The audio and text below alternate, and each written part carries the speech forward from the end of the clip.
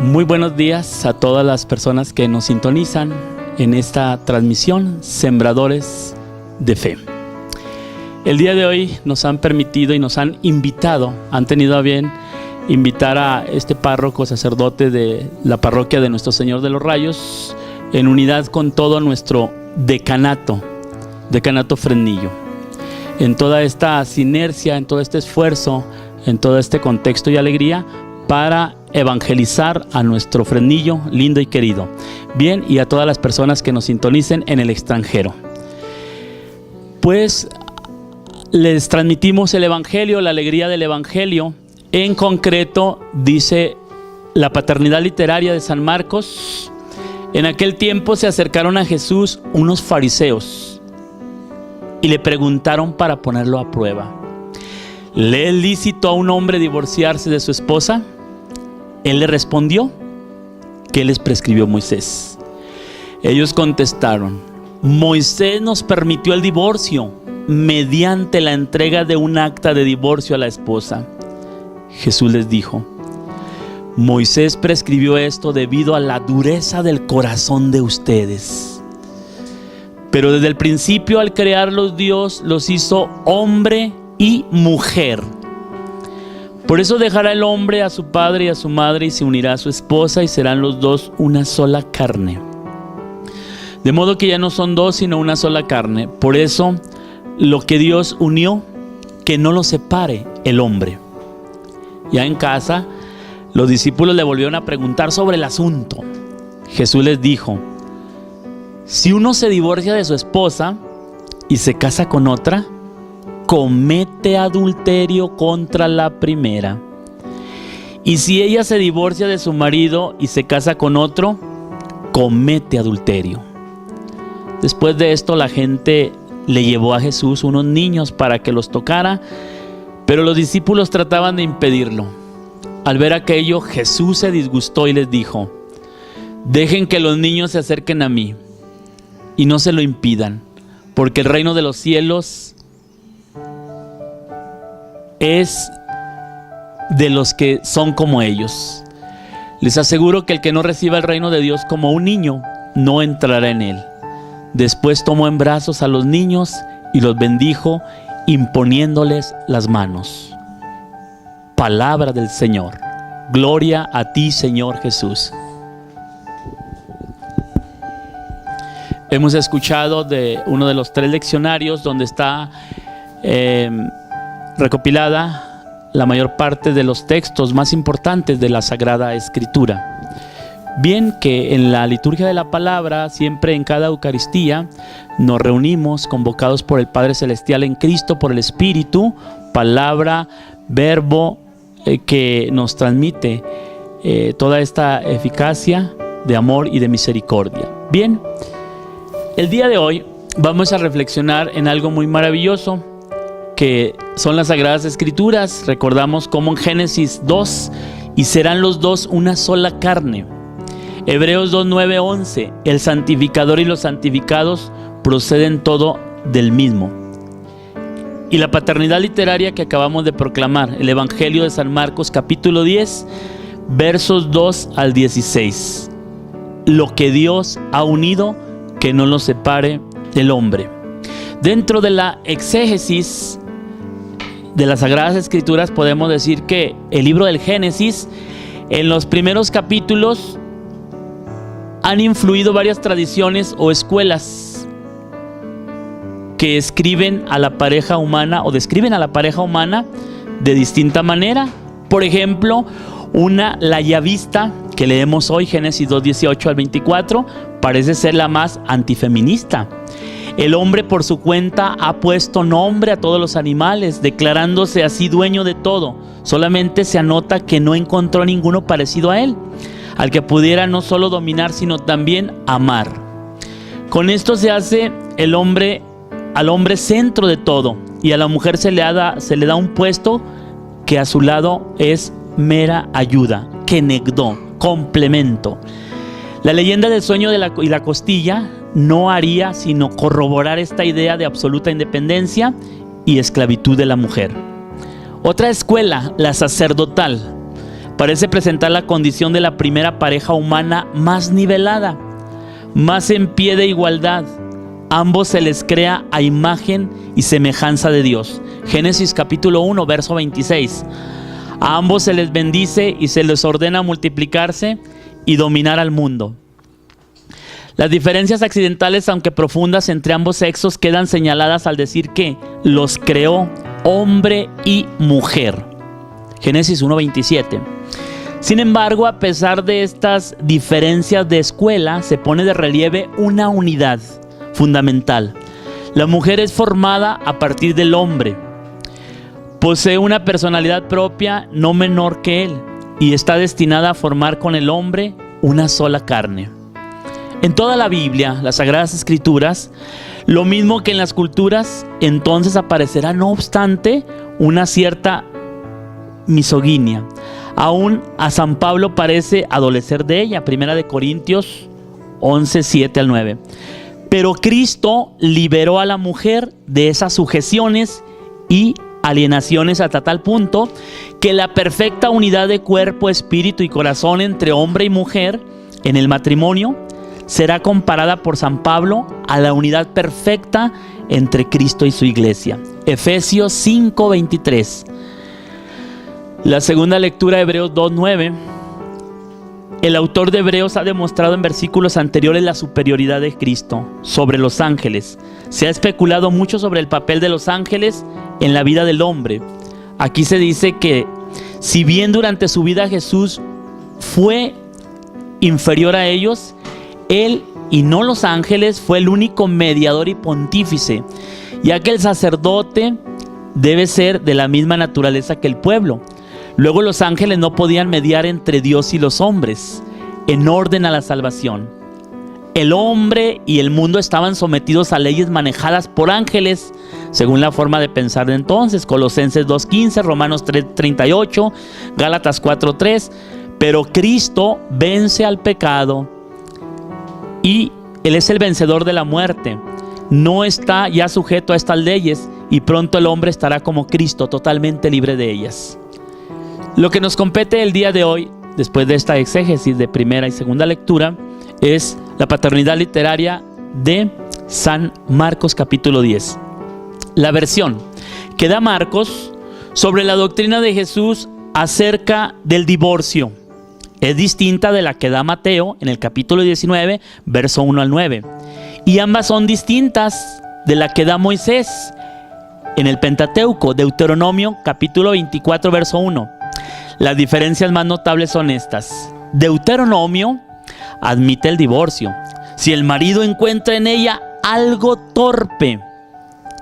24:1.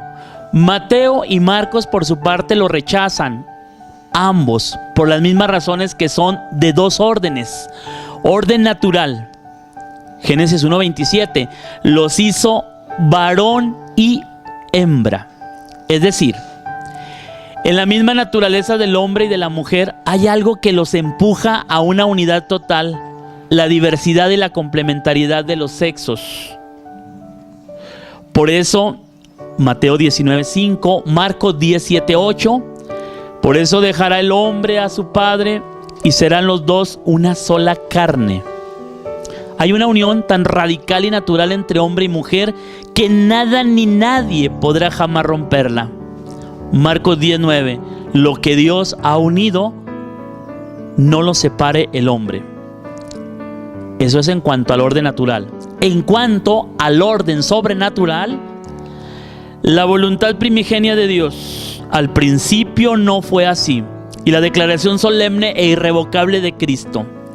Mateo 19:9, Marcos 10:11 al 12. Y yo digo que quien repudia a su mujer comete adulterio. Mateo y Marcos se diferencian en un detalle, al parecer accidental, pero que ha dado origen a muchas polémicas. El versículo 9 de Mateo, salvo caso de fornicación, que Marcos elimina en absoluto. Existe además otra diferencia notable entre Mateo y Marcos. Aquel hablaba a judíos y por eso se refiere solo al repudio de la mujer, porque era el único que permitía, Deuteronomio. Marcos habla a grecorromanos y acomoda sus palabras al Código Civil de Roma, que permitía el divorcio, lo mismo a hombres que a mujeres. Por eso dice Marcos: y si la mujer repudia al marido y se casa con otro, comete adulterio. Bien, pues a la luz de la palabra de Dios iluminaremos este complejo que de alguna manera está en la actualidad y ha estado, podemos decir, en todas las civilizaciones y en todas las generaciones, corrompiendo a él y a ella, al matrimonio. La evangelización es el divorcio. El día de hoy hablamos del divorcio. El tema que hoy vamos a tratar es muy complejo y excede con mucho los límites de una simple homilía. Lo resumiremos en sus líneas esenciales. Se trata del tema del matrimonio indisoluble, del que nos habla Génesis, y del problema del divorcio, del que trata el evangelio de hoy. En otra parte, hemos recordado con más amplitud la doctrina católica sobre el matrimonio y la familia cristiana. Entre otros, el domingo infraoctava de Navidad, ciclo A, B y C, con motivo de la festividad de la Sagrada Familia, o también el domingo 21 del año B. Aquí nos fijaremos particularmente en el aspecto de la indisolubilidad del matrimonio y en su negación, que es el divorcio. El misterio cristiano del matrimonio, solamente lo decimos de manera sintética por la premura del tiempo. El matrimonio, hombre y mujer, es un hecho humano y a la vez un misterio cristiano. Ambos aspectos se unen integralmente. Son dos vertientes de una misma realidad, como nos resalta Gaudium et Spes, capítulo 48 y 49. Es una comunidad íntima de vida y amor fecundo, fundada por el Creador y en posesión de sus propias leyes. La íntima comunidad conyugal de vida y amor se establece sobre la alianza de los cónyuges, es decir, sobre su consentimiento personal e irrevocable. Gaudium et Spes número 48. Según estas palabras del Concilio Vaticano II, el matrimonio es una comunidad íntima de vida y amor fecundo, o sea, amor y fecundidad. Gaudium et Spes 49 al 50. Sacramento cristiano. El genuino amor conyugal es asumido en el amor divino y se rige y enriquece por la virtud redentora de Cristo y la acción salvífica de la Iglesia.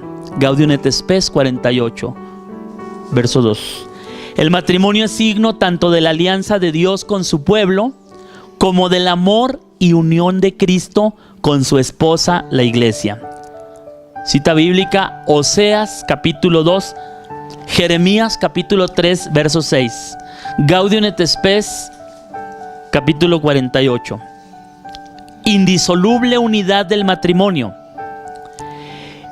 Esta íntima unión, como mutua entrega de dos personas, él y ella, lo mismo que el bien de los hijos, exige la plena fidelidad conyugal y urge su indisoluble unidad. Esta íntima y sacramental comunidad de vida y amor es tan profunda, Mateo 16, 6, que ya no son dos, sino una sola carne.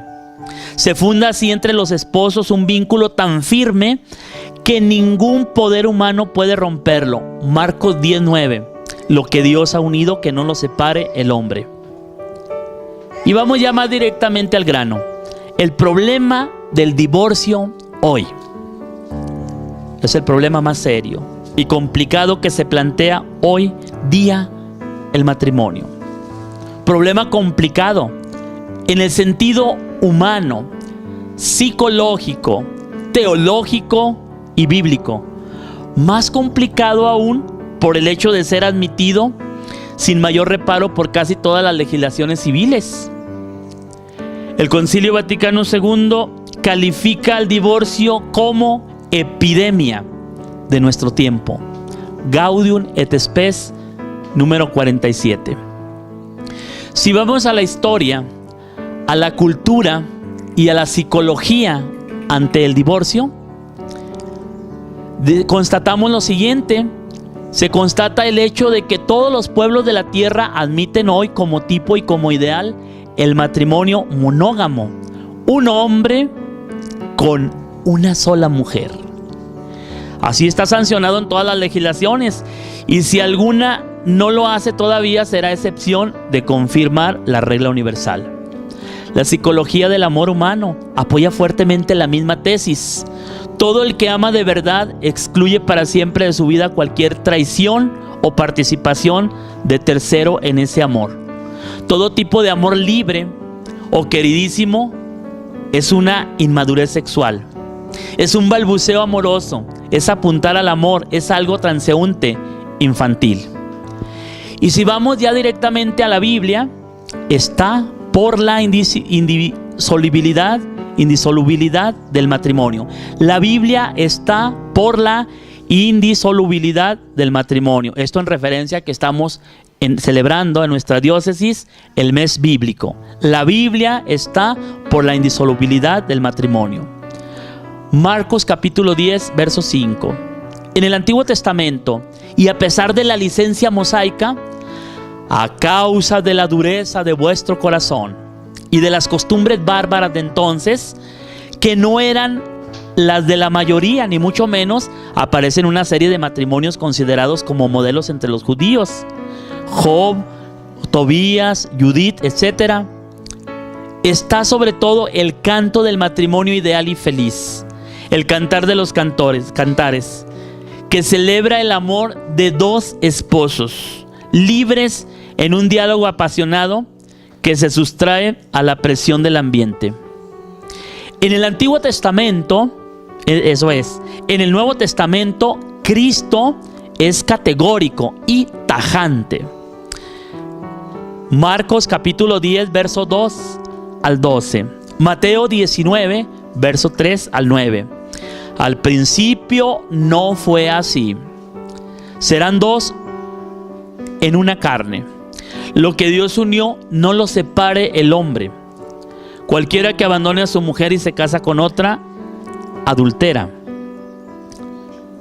Y si vamos a las cartas paulinas, nos da un precepto, dice San Pablo: precepto es no mío sino del Señor, que la mujer no se separe de su marido, y de separarse, que no vuelva a casarse, y que el marido no repudie a su mujer.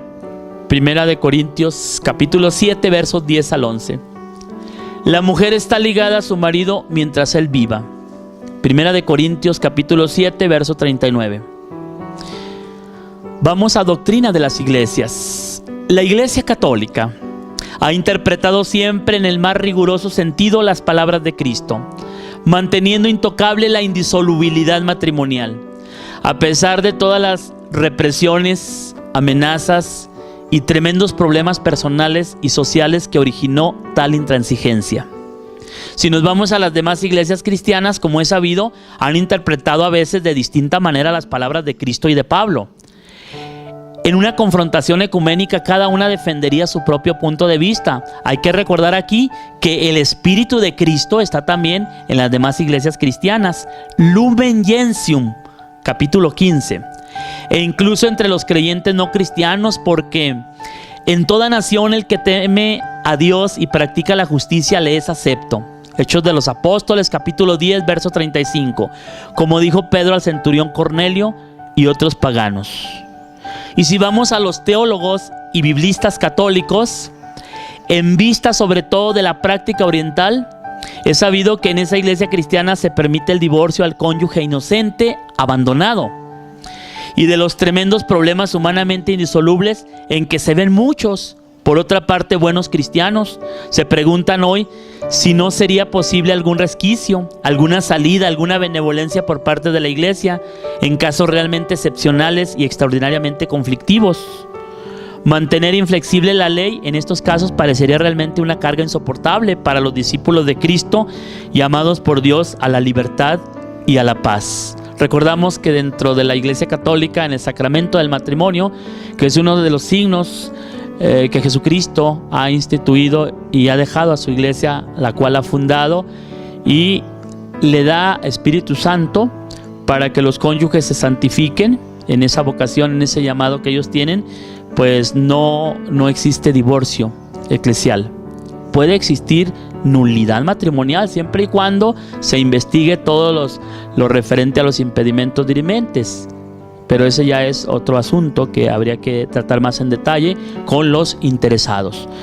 Bueno, pues hasta aquí tenemos esta parte que se nos ha permitido transmitir con ustedes. Recordamos que quienes asisten a la Eucaristía Dominical, a su Santa Misa, existe una relación muy estrecha entre la Eucaristía y la unión, armonía y amor de los esposos cristianos. Es decir, que quien ha recibido el sacramento del matrimonio, él y ella, están obligados en conciencia y sobre todo en el Espíritu de Cristo a seguir santificándose, acercándose a la misa dominical para poder recibir de Cristo la Eucaristía, poder recibir la fuerza y fortaleza para su matrimonio y poder vivir, seguir en la unidad.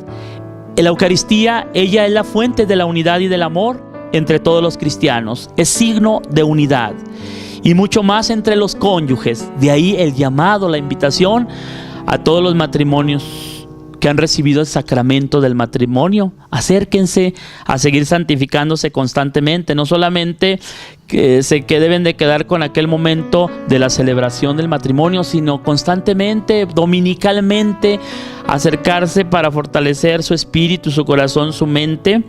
Y si ambos celebran y reciben frecuentemente la Eucaristía, eliminarán 1000 roces y asperezas e incomprensiones. Sabrán absolverse de sus defectos.